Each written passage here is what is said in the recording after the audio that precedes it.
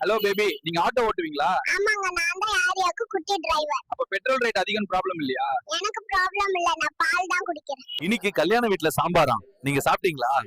சோத்துல சாம்பாரா? இன்னைக்கு கல்யாண வீட்ல சாம்பாராம், நீங்க சாப்பிட்டீங்களா? சோத்துல சாம்பாரா? அப்ப கறி குழம்பு. தோடப்பத்தை எடுத்து எங்க போறீங்க குட்டி? அப்பா எப்பவும் அம்மாவை திட்டுறாரு.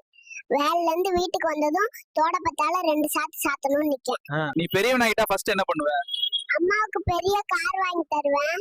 ஸ்கூலுக்கு போவே மாட்டேன், டாய் ஷாப் தான் போவேன். பெரிய குட்டி பையா, உங்க ஃபேவரட் கேம் என்ன?